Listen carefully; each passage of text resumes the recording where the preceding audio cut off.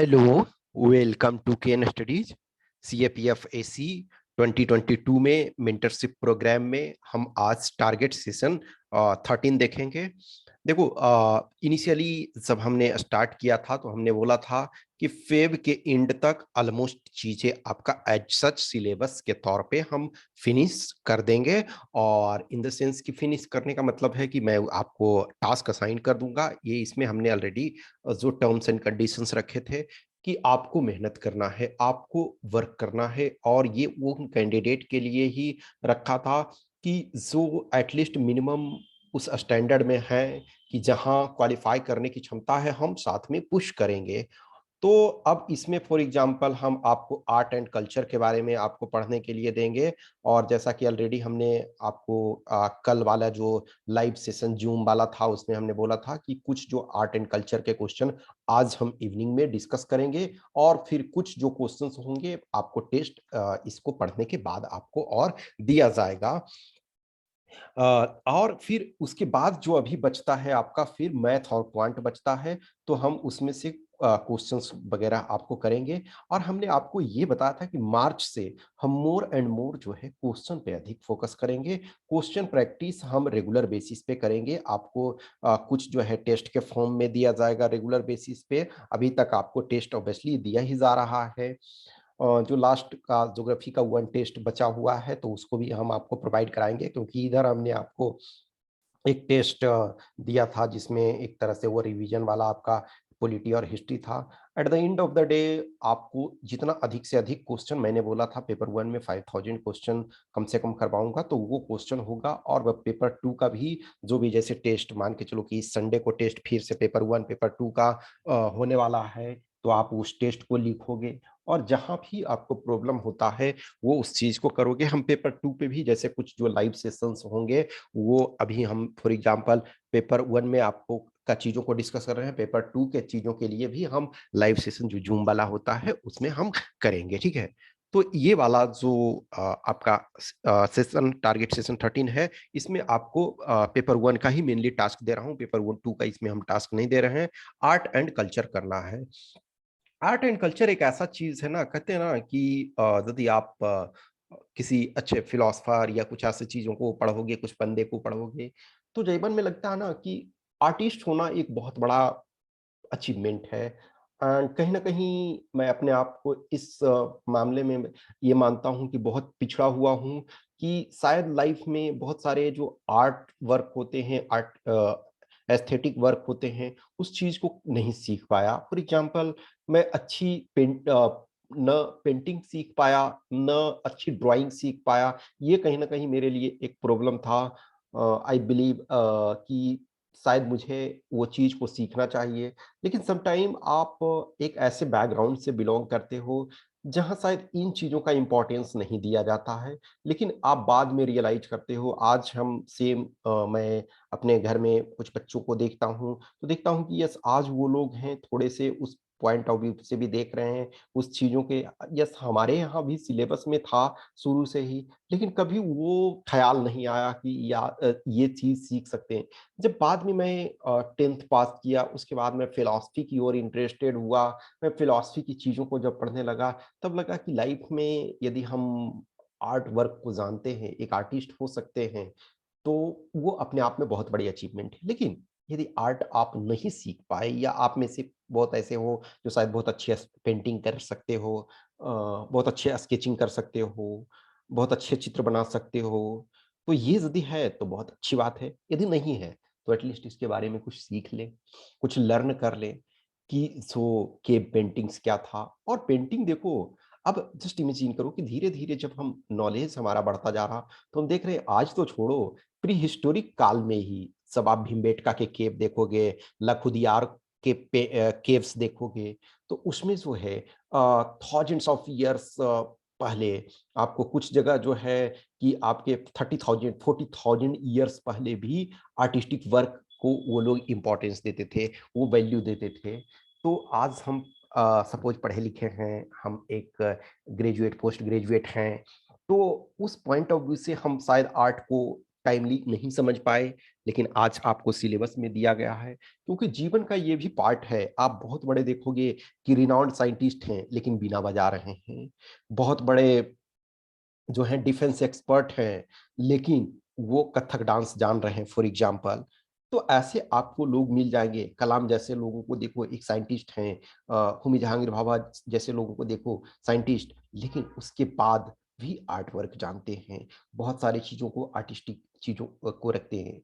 कहते हैं ना कि जो आपके जहांगीर थे, ऑब्वियसली है, आप एक रूलर जब मिडाइवल इंडिया में होते थे और इनफैक्ट मॉडर्न इंडिया में भी लंबे समय तक, तो आपको रेगुलर फाइट करना पड़ता था। तो जो जिन हाथों ने तलवार थामा हुआ है और वो हाथ भी जो है वो आर्ट वर्क को देख रहा है, उस चीज़ को उस पे कारीगरी कर रहा है। कहा जाता है कि जहांगीर यदि एक पेंटिंग में कोई पेंटिंग एक है, चित्र कोई है, उसको यदि 2 पेंटर ने पेंट किया हो या 2 चित्रकार ने उसको बनाया है, तो वो जहांगीर बता देते थे कि ये पेंटिंग जो है इतना पार्ट इसने किया है, उतना पार्ट उसने किया है।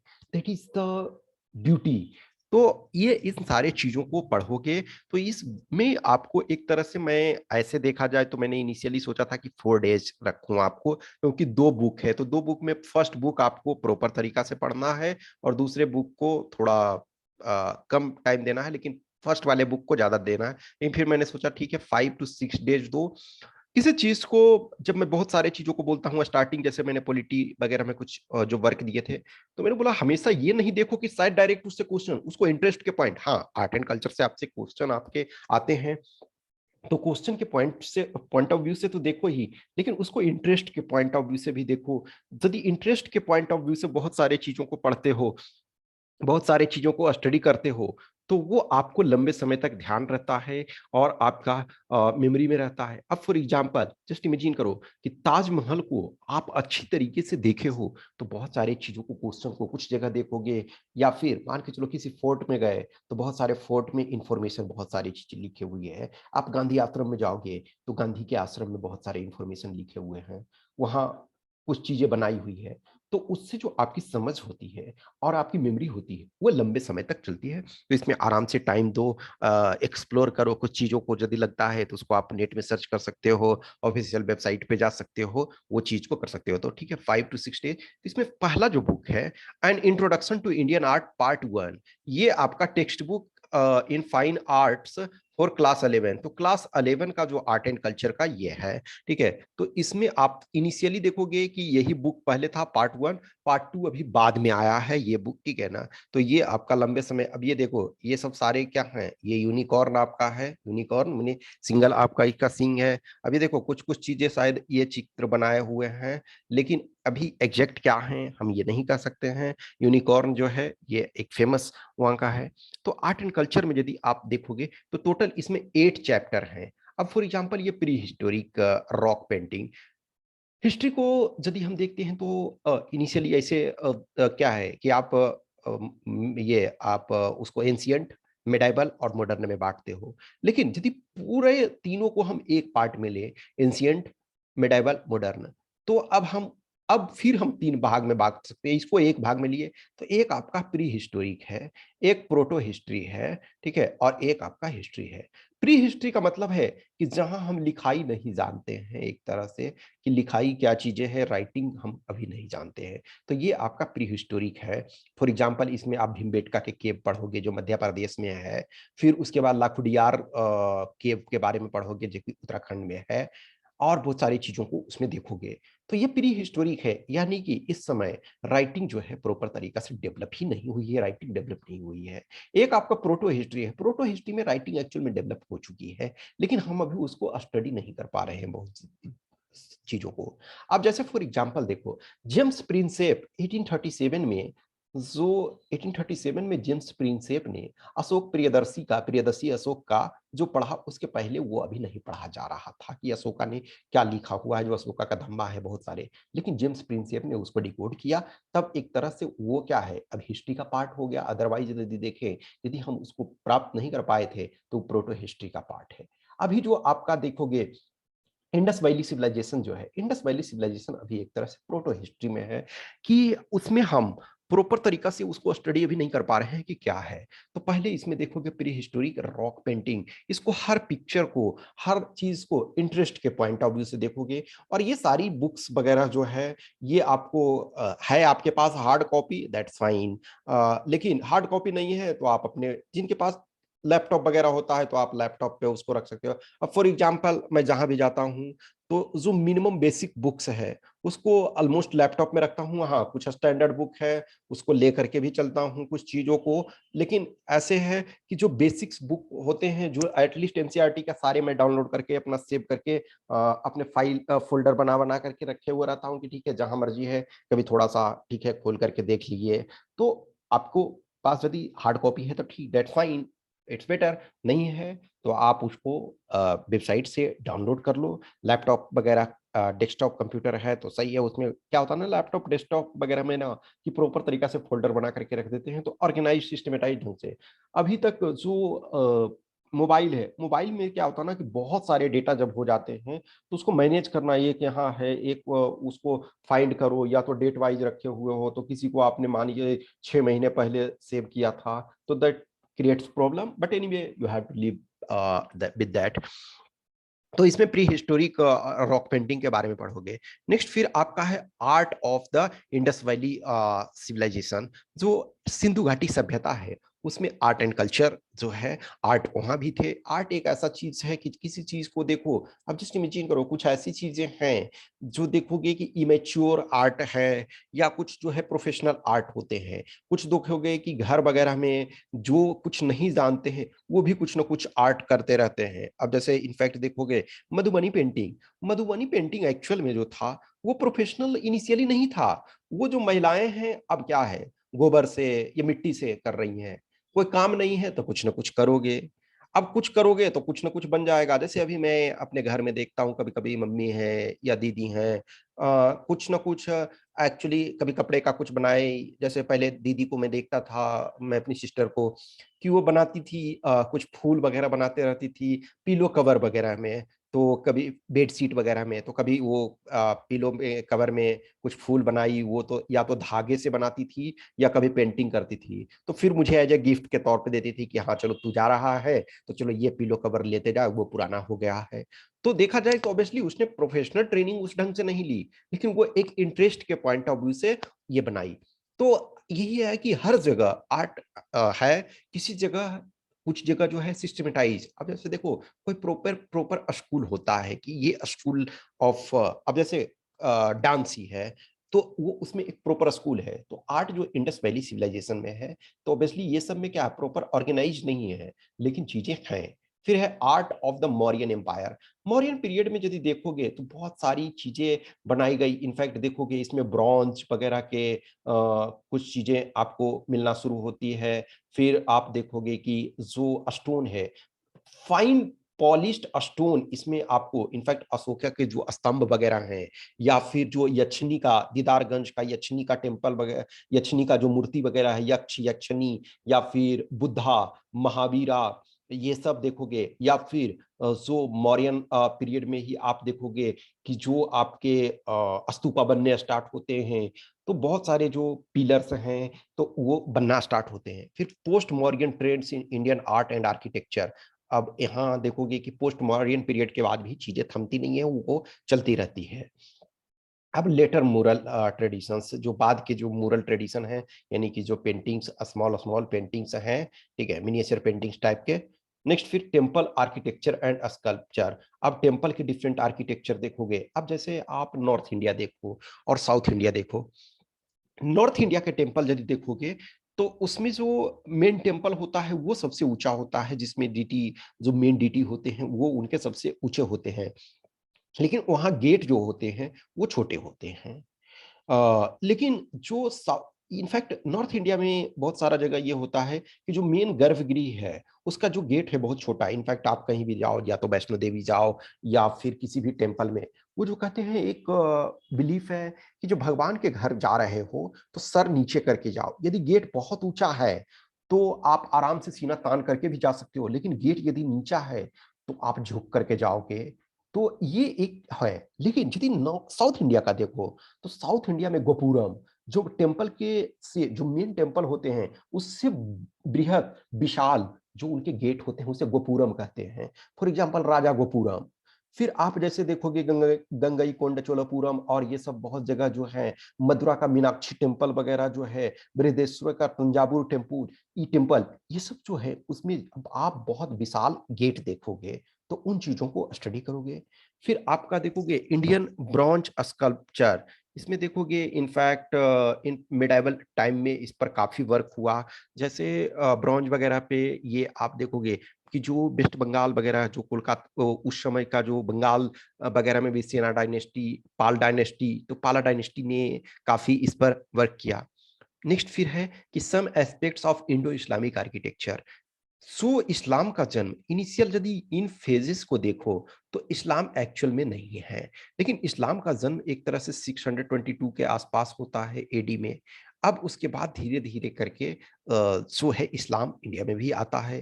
तो इनफैक्ट बहुत सारे स्ट्रक्चर को देखोगे, जैसे पिनेकल ऑफ द स्ट्रक्चर एक तरह से ताजमहल को देखो, आगरा फोर्ट को देखोगे, फिर आप बहुत जगह जैसे गोल गुम्बज वगैरह देखो, तो एन नंबर कुतुब मीनार वगैरह देखो, तो बहुत सारे में जो है इस्लामिक, इंडो इस्लामिक यानी कि जो इंडियन आर्ट थे, और उसको इंडो इस्लामिक मिला दिया गया। फिर उसके बाद के देख में देखोगे ब्रिटिशर्स यदि आए, ब्रिटिशर्स फिर इंडियन को मिला करके ये इस चीज को वर्क किए। तो इनको इंटरेस्ट के पॉइंट ऑफ व्यू से कभी भी देखो, जब हम बोझ लेकर के चलते हैं कि ये सिलेबस है, इसको हमें कंप्लीट करना है, तो शायद प्रॉब्लम क्रिएट होता है, लेकिन उसको इंटरेस्ट के पॉइंट ऑफ व्यू से पढ़ें, नोबेल के पॉइंट ऑफ व्यू से मजा आ गया यार, ये क्या बनाया था, या ताजमहल को बनाया इस ढंग से, ये मजा आ गया उस चीज को पढ़ करके। जो टेम्पल आर्किटेक्चर हमने पढ़ा सपोज तंजावुर का, तो वो उसमें मजा आ गया। मदुरई का मीनाक्षी टेम्पल, या फिर सपोज लिंगराज टेम्पल के बारे में हमने पढ़ा, तो ये मजा आ गया। तो इन चीजों को यदि करोगे तो वो आपको अच्छा लगेगा, वो पॉइंट ऑफ व्यू से पढ़ो। तो ये आपका एक्चुअल में शुरू में आपका पार्ट 1 ही था ये 11th में, लेकिन फिर इसको पार्ट 2 इसमें ऐड किया गया, यानी ये क्लास 12th के लिए है, ठीक है। तो an introduction to Indian art ये पार्ट 2 है, पार्ट 1 आपने देखा। अब देखो इसमें पेंटिंग्स वगैरह हैं, मंदिर वगैरह, कुछ कुछ जगह में देखोगे कि ये जो लिखावट है, ये तो ये टेक्स्ट बुक है of fine arts for class 12th, ये 12th के लिए है। इसमें यदि देखा जाए तो इसमें भी 8 चैप्टर्स आपके हैं।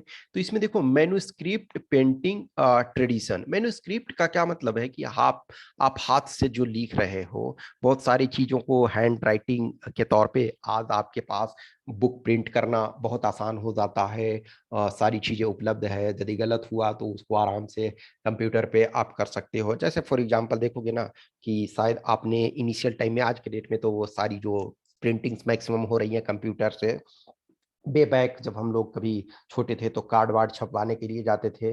पता नहीं अभी भी कुछ जगह ऐसी मशीनें होंगी, अब मैं बहुत दिनों से मैंने उस चीज़ को देखा नहीं, अब मैक्सिमम जगह कंप्यूटर प्रिंटिंग ही होती है। तो वो पहले फ्रेम एक एक करके बनाते थे, तो आपने जो इन्फॉर्मेशन दिया, एक तो बेसिक फ्रेम वो जैसे श्लोका वगैरह कोई कुछ कुछ है, तो मान के चलो ना कि मैरिज में जाते हैं ना, तो ये है कि मंगलम पुंडरीकाक्ष मंगलाय तनोहरि, जो ये सारी चीज, तो उसमें 3-4 वो फॉर्मेट को बना करके रखते थे कि ये आपको चाहिए तो ये दे दिए। फिर है अब शुभ लगन, शुभ तिलक, वोट फॉर बार, मंडपाच्छादन, बारात, प्रस्थान, ये सब तो कुछ कुछ चीजों को वो फ्रेमिंग करके रखते थे, बाकी जो इन्फॉर्मेशन आपने दिया उसको पुट किए। तो एक एक लेटर को अभी भी जैसे कुछ जगह शायद बुक वगैरह प्रिंट होता है, तो उस फॉर्म में अभी भी चलता है लॉट ऑफ प्लेसेस में, तो उसमें फ्रेम बनाते हैं। तो एक बहुत प्रॉब्लम होता है कि आपका गड़बड़ हुआ तो फिर उसको फ्रेम को चेंज करें। कंप्यूटर में चीजें आपके आसान। अब सोचो पहले जो बुक्स वगैरह लिखना होता था, कोई चीज करना, तो कैलीग्राफी करना बहुत डिफिकल्ट होता था। तो ये उसके बारे में बहुत सारे टेम्पल्स वगैरह में रखे हुए हैं, कुछ कुछ चीजों को उसके बारे में पढ़ोगे। अब ये देखो Rajasthani school of painting, in fact questions देखोगे हाल के दिनों में या इससे भी क्वेश्चंस पूछे जा रहे हैं, ठीक है। तो राजस्थानी स्कूल ऑफ पेंटिंग, इससे भी स्पेसिफिक, इससे हमेशा क्वेश्चन नहीं पूछता लेकिन कभी।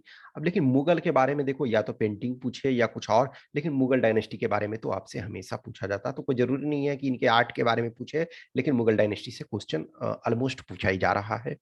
फिर है Deccani school of painting. Deccan जो है हर जगह इस पर देखोगे कि पेंटिंग्स और फाइन आर्ट्स ये सबको ज्यादा ध्यान दिया गया है, ठीक है। तो इसमें है डेक्कन पे, फिर है पहाड़ी स्कूल ऑफ पेंटिंग, फिर है Bengal school and cultural nationalism, ये आपके लिए भी बहुत इंपॉर्टेंट है। फिर है modern Indian art and living art traditions of India. For example जो अभी वर्तमान में चल रहा है, जैसे फॉर एग्जांपल देखो मधुबनी पेंटिंग के बारे में हमने बताया, या फिर फुलकारी है, कलमकारी है, ये सब जो अभी लिविंग आर्ट ट्रेडिशन का मतलब जो अभी भी चल रहा है, जो अब के वर्तमान में कंटेक्स्ट में अभी है। तो इनको आराम से इंटरेस्ट लेकर के पढ़ो। इनफैक्ट यदि हम इंडिया को जाने, बहुत सारी चीज़ों को मज़ा आता है। कभी-कभी ना मैं मेरी अपनी पर्सनल इंटरेस्ट ये होती है कि ऑब्वियसली मैंने बोला कि बचपन में शायद मुझे आर्ट एंड ये सब का मौका नहीं मिला। लेकिन जहाँ मौका मिलता है, कभी कोई एग्ज़िबिशन वगैरह, तो वो मैं देखने के लिए जाता हूँ। वहाँ अच्छा लगता है, एक अच्छा फ़ील होता है कि उस चीज़ को आपको देखो, उस चीज़ को देखना चाहिए आपको, जाकर के ऑब्ज़र्व करना चाहिए। और ये यदि मौका मिला है, यदि आपके पास there are people unlucky people कि जिनको मान के चलो कि ना तो स्कूल जाने का मौका मिला और ना शायद बाद में उन चीज़ों को देखने का। हाँ, आज की डेट में यूट्यूब्स वगैरह बहुत सारी चीज़ें हैं, तो शायद उनको वो देखते हैं कि अच्छा ये टेम्पल है, कभी-कभी गॉड के नाम से ही वो जाते हैं। लेकिन आप लकी हो कि आपको पढ़ने का भी मौका मिला, कुछ को पेंटिंग करने का मौका मिला, कुछ को और कुछ आर्ट वर्क करने का मौका मिला और आपको इन चीज़ों को फिर से एक्सप्लोर करने का मौका मिल रहा है, किसी चीज़ को देखने का मौका मिल रहा है, तो इनको देखो, उनको समझो और ये करो। तो जैसा कि हमने ऑलरेडी बताया कि आज शाम में हम कुछ क्वेश्चन्स डिस्कस करेंगे, फिर उसके बाद आप इसको पढ़ोगे, उसके बाद फिर से आपके कुछ और क्वेश्चन्स आपको दिए जाएँगे टेस्ट के फॉर्म में, फिर उसको कुछ-कुछ डिस्कशन किया जाएगा, ठीक है? तो कुछ भी क्वेश्चंस क्यूरी डाउट रहता है तो ऑब्वियसली आप मैसेज करोगे और बाकी वर्क करते रहो। देखो जो भी जिन कैंडिडेट्स के लिए ऑब्वियसली ये मैं वीडियो ओपन में डालता हूँ ताकि जो भी फॉलो कर रहे हैं उस चीज़ को फॉलो करें और जिनको भी टेस्ट वगैरह लिखना होता है कि ऐसा में टेस्ट लिखना है, आपको लगता है 1 टेस्ट लिखें, ठीक है, 1 ही टेस्ट लिखो, 2 टेस्ट लिखना है, 2 टेस्ट लिखो, 5 टेस्ट लेकिन आप यदि फुल रूप से एग्ज़ाम में टाइम देना चाहते हो, तो आप अपना 100% एफर्ट दो और उस चीज़ को करो। Okay, thank you.